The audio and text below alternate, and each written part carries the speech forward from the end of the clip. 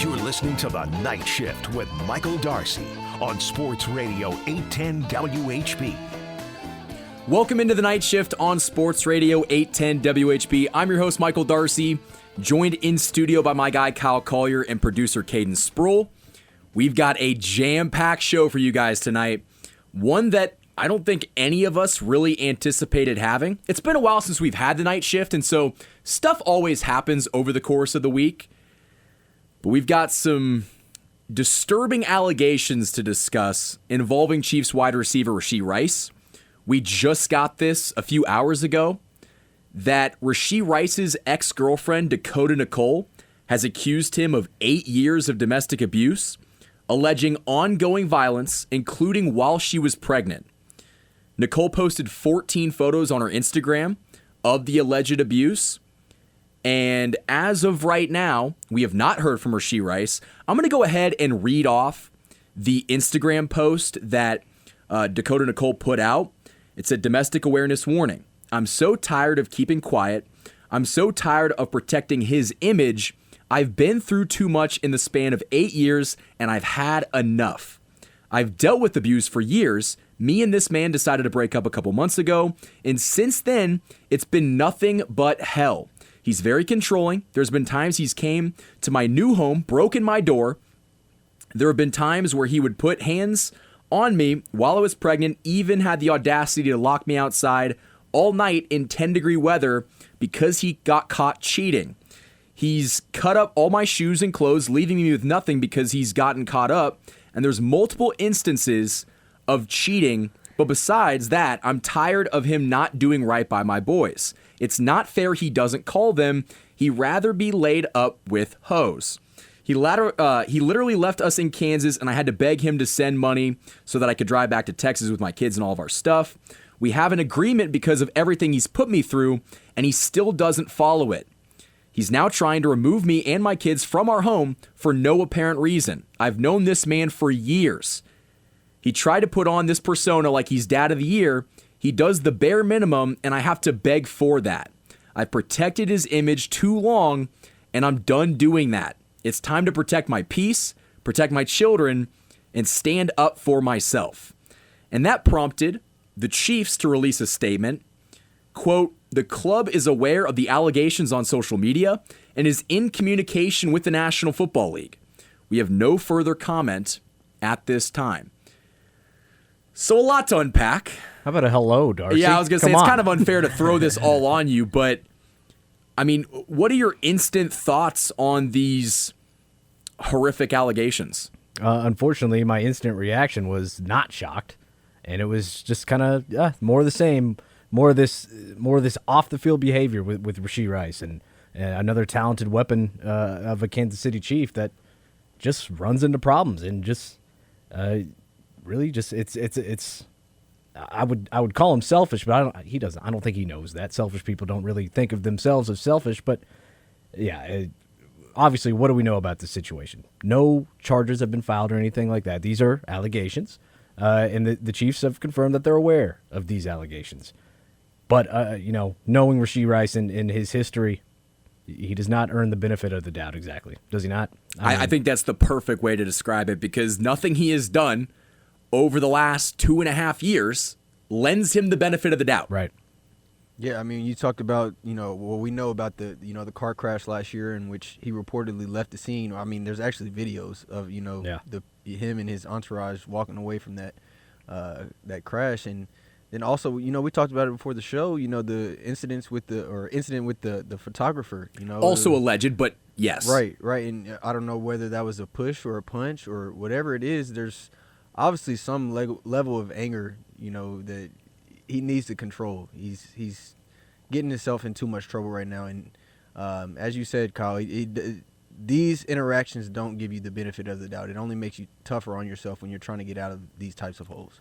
And that, for a guy like Rashid, he's going into a contract year in 2026, if you can believe that. Right. He's had so much time wiped away from a fluke injury, and then just his own doing, right? He's making his own bed here.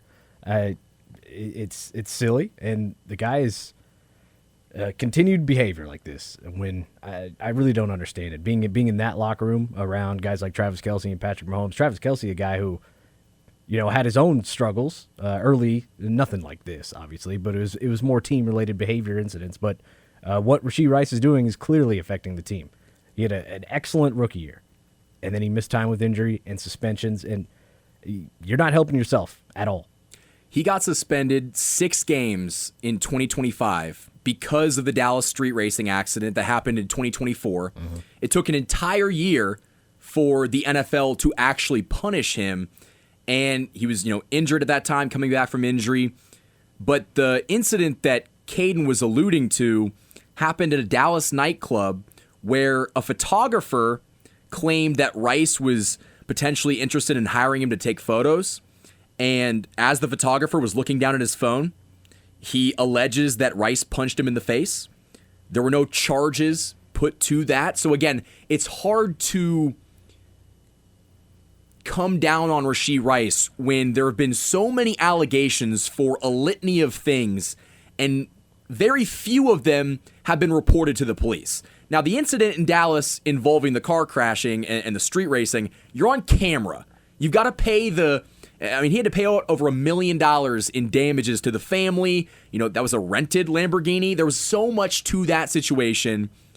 And we kept hearing, it's just a young kid making a dumb mistake. It's just a one-off. This is not something that is characteristic with Rashid Rice. But once again, we find him this offseason in the news for all the wrong reasons, even if these end up being false.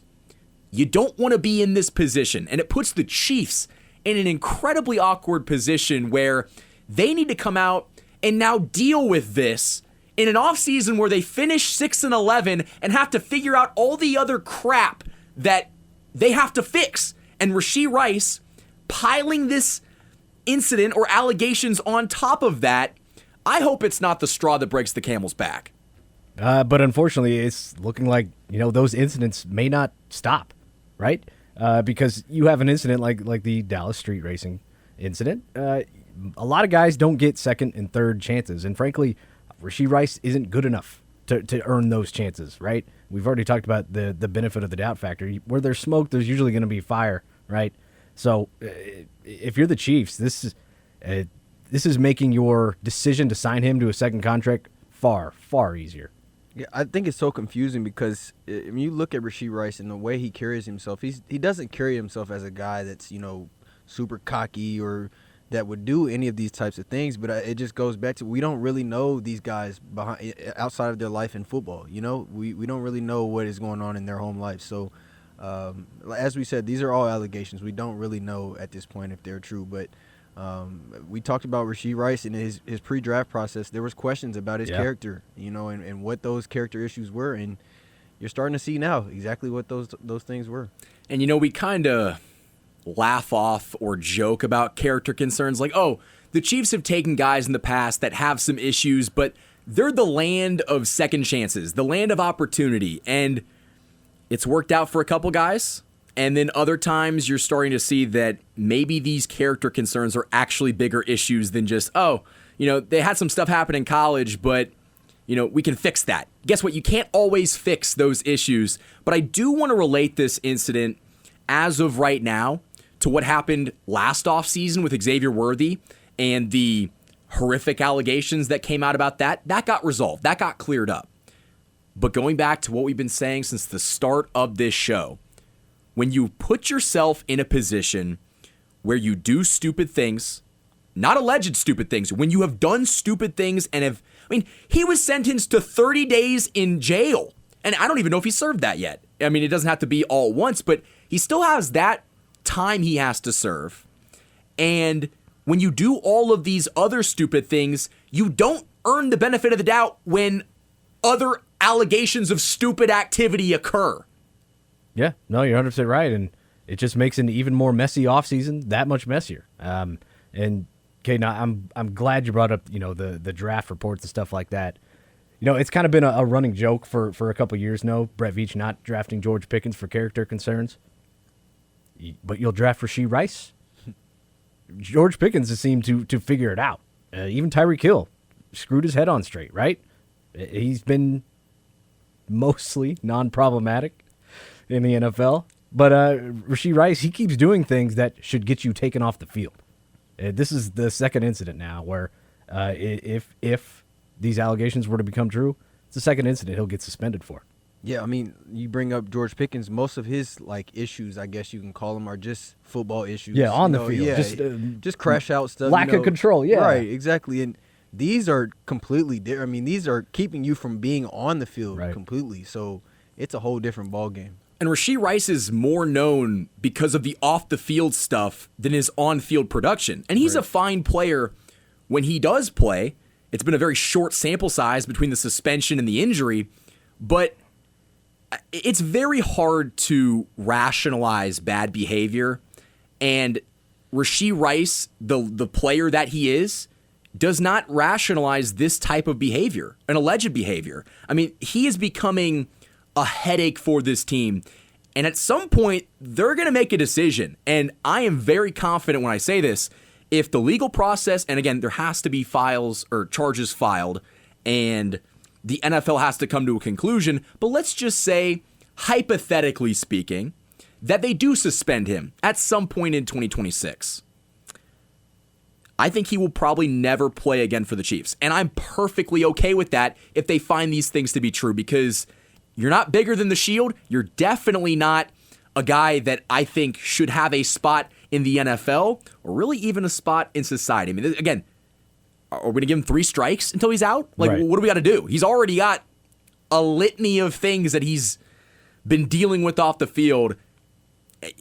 It's just... Yeah, and I want to give credit to one of our own, Seren Petro, actually. You know, he, going into this offseason, he kind of explored the idea that you might have to trade Rashid Rice because offering him a second contract, frankly, is too risky.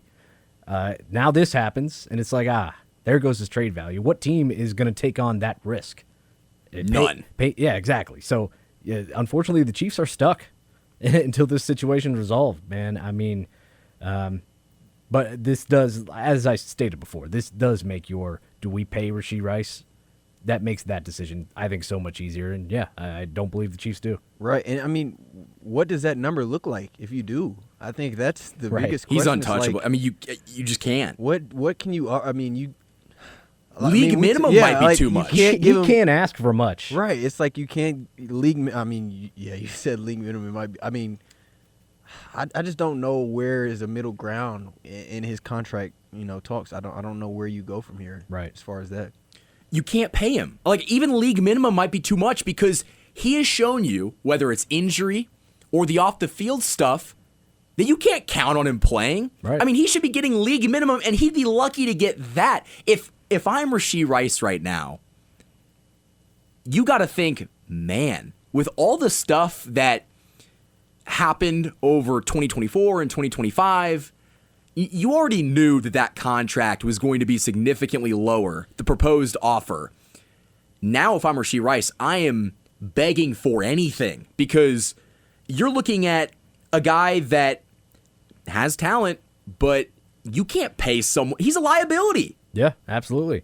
And, we talked with Seth Kaiser and guys like Pete Sweeney and Matt Derrick throughout the week, and a consistent thing they'll all bring up is, even on the field, Rashid Rice is not a number 1 wide receiver. He's not Jamar Chase. He's quite frankly, he's not. This year, he was not really even T. Higgins, right? Rashid Rice is more that number 2 wide receiver, right? He clearly doesn't run a full route tree. He struggles against man coverage, and that was something he's had issues with going back to college. So frankly, just thinking about the future, this is not a guy you need to go all out to keep around number 15. In 2026, I expect will be the final year, number 4.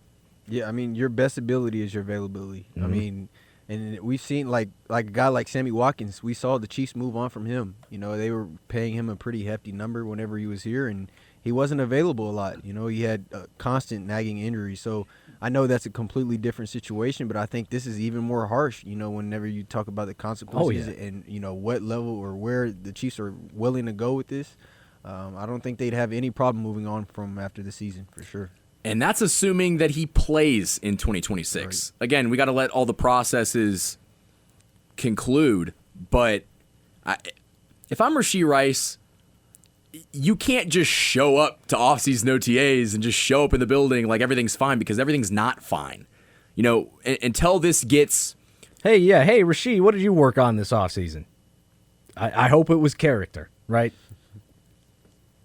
And clearly, there are character issues. Yeah.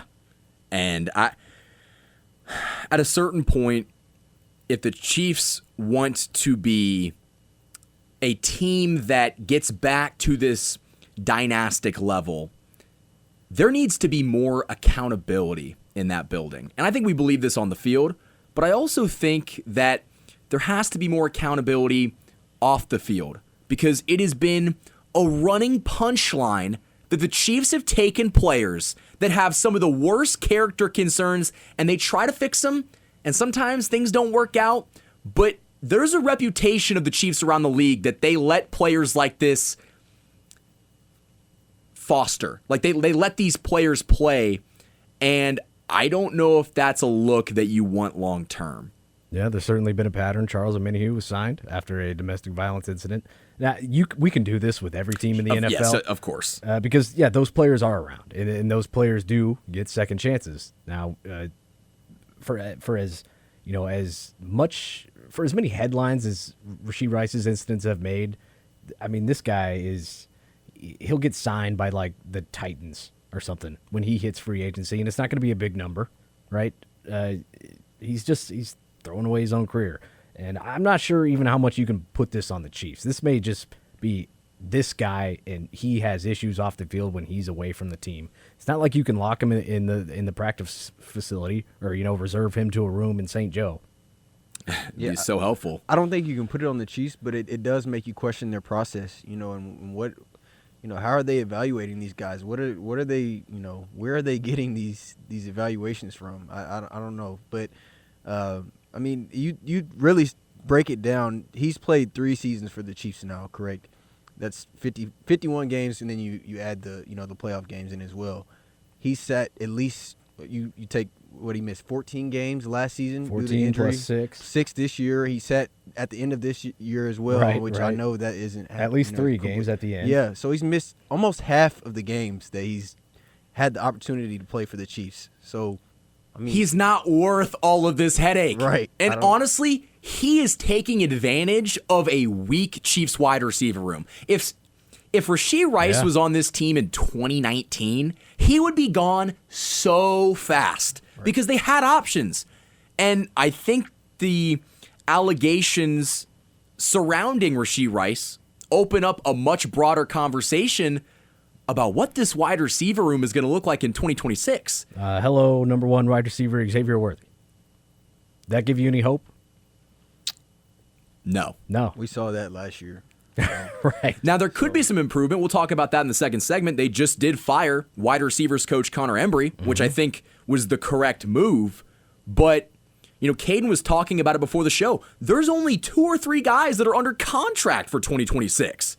And so, in an offseason where there are so many needs on the defensive side of the football, you need a running back, you probably need a tight end, depending on whether or not Travis Kelce comes back or not. You need another tight end because I'd agree, yeah. Noah Gray and Wiley don't give you anything.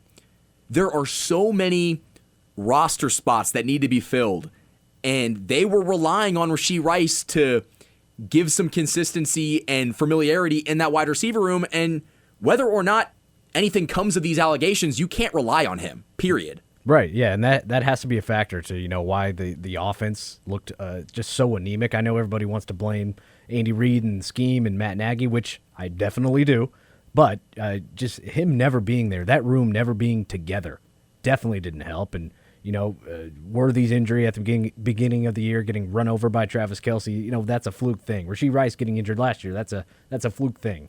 But just situations that you can control, and you don't put yourself in those situations that get you taken off the field.